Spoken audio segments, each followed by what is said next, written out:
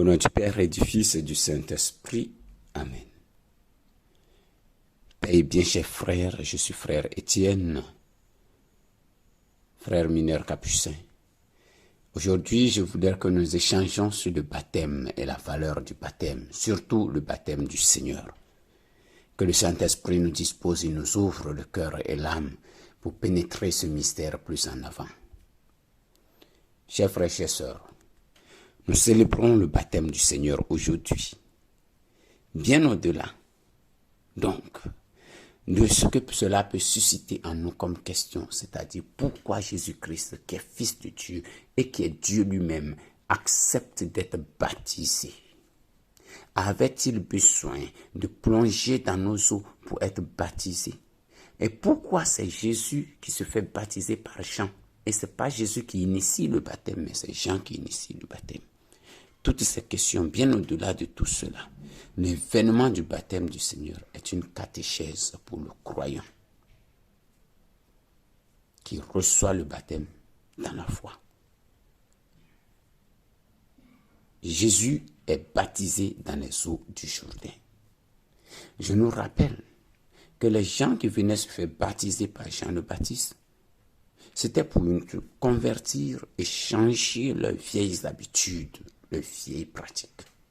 De ce fait, le baptême que Jean avait administré et initié est un baptême de conversion qui était différent des ablutions religieuses et habituelles des Juifs.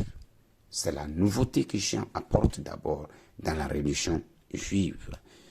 Cette nouveauté dit encore une autre marque, c'est que ce baptême ne peut pas être répété et il doit être l'accomplissement et la parfaite réalisation d'une conversion, donc d'un changement qui redéfinit et qui marque pour toujours la vie tout entière du croyant qui adhère complètement à la volonté de Dieu.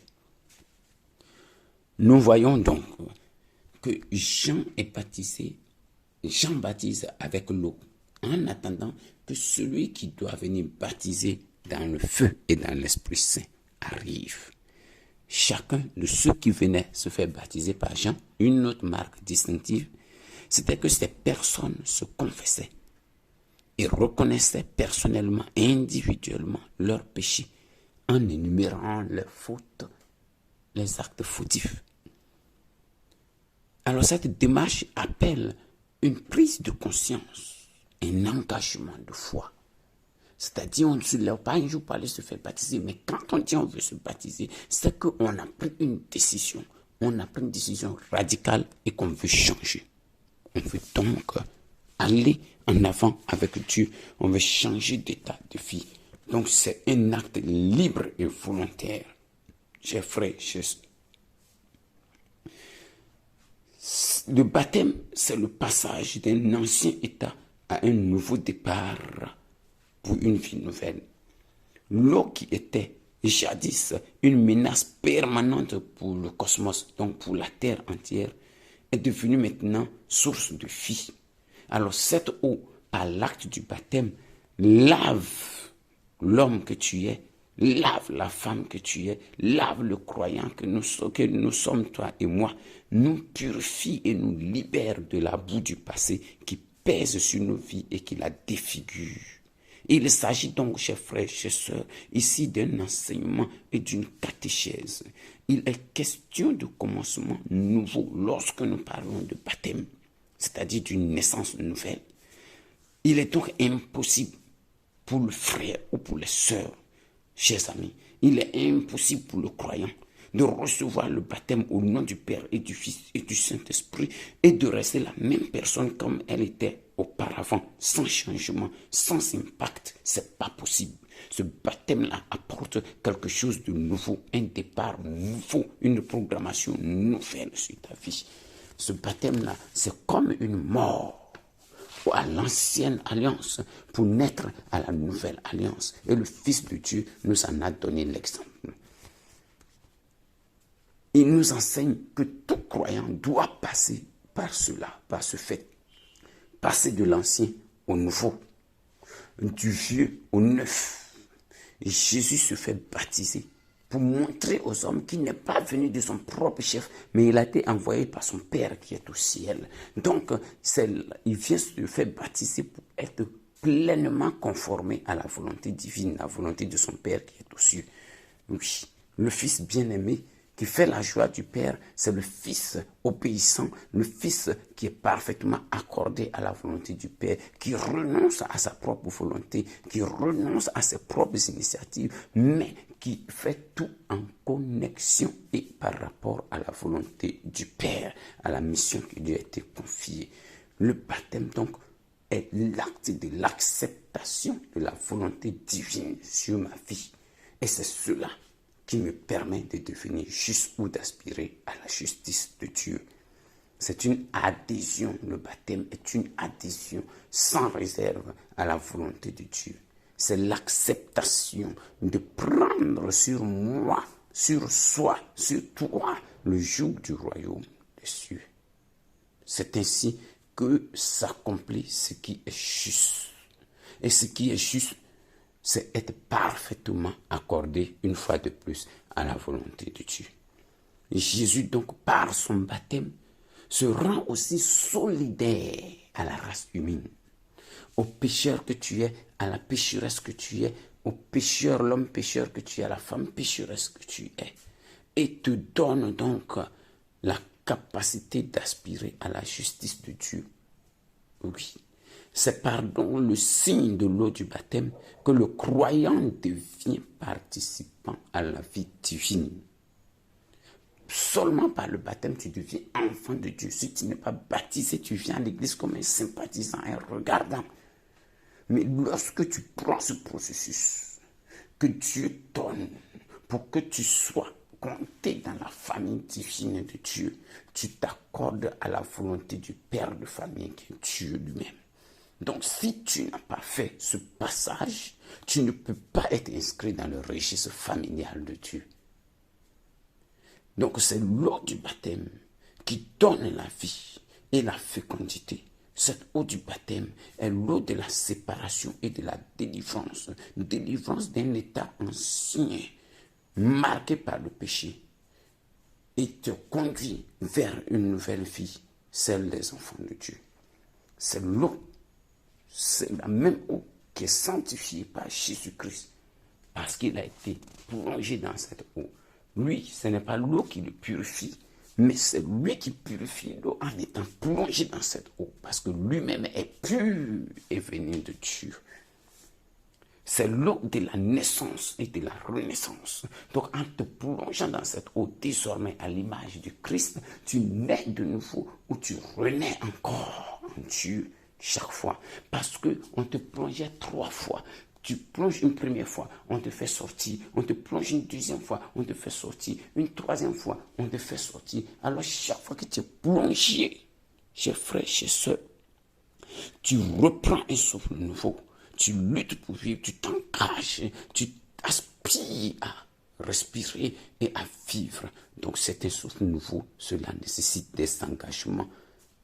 Chers frères, chers soeurs, quand tu es baptisé, c'est pourquoi tu prends des engagements. C'est pourquoi tu fais une confession radicale de foi. Tu dis des résolutions et des engagements que tu veux suivre, qui canalisent ta vie. Et quelles sont ces résolutions?